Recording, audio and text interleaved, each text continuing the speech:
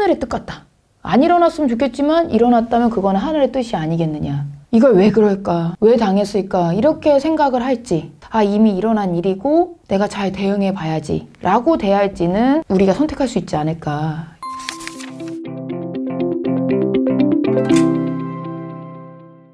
어쨌든 수고하셨습니다. 우리 PD님.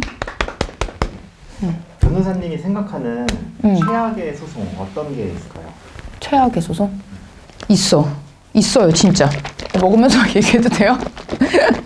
여러 가지가 있는데요. 상속 소송이라고 했을 때 이런 소송까지 해야 돼 이럴 때가 있는데, 그게 뭐냐면 어머니가 정말 나이가 많으시고 아버지가 정말 나이가 많으셔서 그냥 우리 아들이랑 좀 살려고, 혹은 우리 딸한테 안 쫓겨나려고 비위를 맞추시는 그런 시기가 있거든요.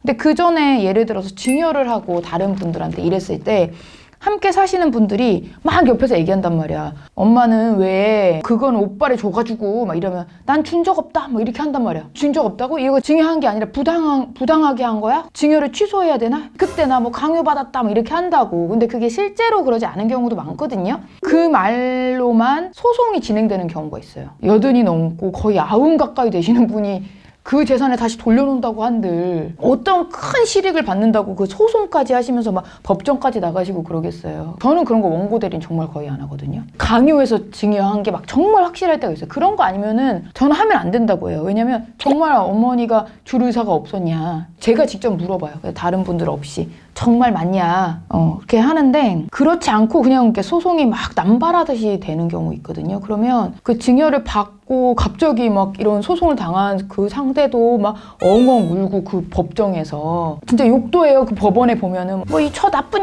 막 이러면서 빨리 돈 내놔 막 이러는 사람도 있고, 저 진짜 많이 봐요. 그럼 그런 거 보면 돈이 뭐길래 이렇게 부모와 자식 간에까지 싸워야 되냐. 부모가 돌아가시고 나서야 어쨌든 형제들 간에는 그럴 수 있다 치지만 얼마나 남은 생이라고 그 생을 자녀와 싸우는데 보내도록 다른 자녀는 종용할까? 저는 그게 가장 정말 최악의 소송이라고 생각하고, 당하고도 너무 충격을 받는 거예요. 대부분 우리 부모가 나한테 소송을 했다, 이게 어떻게 된 거냐 막 펑펑 우시는 경우도 있거든요. 제일 많이 하시는 얘기가 내가 잘못한 거 아닌가, 제가 잘못 살았나 봐요 변호사님, 이렇게 많이 하고 왜 이런 일이 일어났을까요? 왜 이럴까요? 막 이렇게 하신단 말이에요. 그때 제가 많이 하는 얘기가 어떤 일이 일어나는 거는 하늘의 뜻 같다 이래요. 하늘의 뜻이다. 저는 꼭 그 얘기를 드려요. 그냥 어떤 일이 일어나는 건 나만의 노력으로만 되는 일이 아니기 때문에 하늘의 뜻 같다. 안 일어났으면 좋겠지만 일어났다면 그건 하늘의 뜻이 아니겠느냐. 다만 그 상황, 그 어려운 상황을 대하는 태도만큼은 그래도 인간이 선택할 수 있는 영역이니까 우리 선생님이 이걸 왜 그럴까? 왜 당했을까? 이렇게 생각을 할지, 아니면 이미 일어난 일이고 이유는 모르겠지만 일어났으니 내가 잘 대응해 봐야지 라고 대할지는 우리가 선택할 수 있지 않을까. 이럴 때 우리 선생님이 후자를 좀 선택해 줬으면 좋겠다. 저는 그렇게는 하거든요. 그런데 이 말을 하기가 참 어려운 게, 부모님으로부터 그런 증여를 정말 명백히 받았는데도 소송이 걸리신 경우, 이런 경우는 그런 말을 하면서 서로를 위로해드리고 뭐 이렇게 해줘도 그 마음의 상처를 좀 잘 못 잊는다? 이런 생각이 좀 저는 들어요. 그래서 그 소송을 저는 최악의 소송으로 뽑아요. 뭐 여러 가지 그 외에도 이제 굉장히 지저분하게 막 어렵고 이렇게까지 다퉈야 되나 하는 여러 가지 상속 소송이 있겠지만, 부모가한테 소송을 당한다 혹은 그거를 종용하는 그런 거를 볼 때는 그런 소송까지 해야 되나 이런 생각이 들어요. 정말로 정말 막 뺏어가 놓고 외면해요. 예를 들어서 증여를 받아놓고 막 모시지도 않고 이래. 그러면 할 수도 있어. 부모님 입장에서 괘씸하기도 하고 뭐 잘못된 일이기도 하고 하니까 할 수 있겠죠. 하지만 그런 게 아니라 정말 실질적인 증여 의사를 가지고 증여를 했는데 다른 자녀들의 눈치를 봐서 이런 소송을 하는 거, 이게 정말 전 최악이라고 생각해요.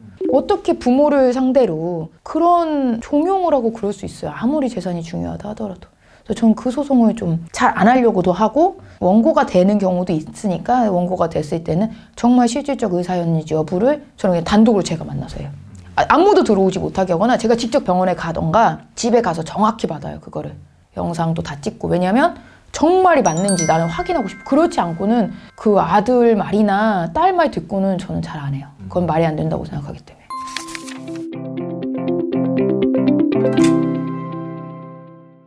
저희와 소송을 하고 있는 피고분들이 힘내시길 바라겠고, 부모님으로부터 이런 소송을 당하고 너무 상처를 받았겠지만 그냥 아유 내가 동네에 아는 그냥 조카 같은 변호사 하나 얻었다 이런 걸로 위로가 좀 되셨으면 하는 바람이 생기네요. 힘내셨으면 좋겠습니다. 이런 소송을 정말 억울하게 당하신 분들은 마음의 상처가 너무 큰데 어쩔 수 없는 일이다 라고 조금 자신의 마음을 달래시기를 정말 바라겠습니다. 화이팅!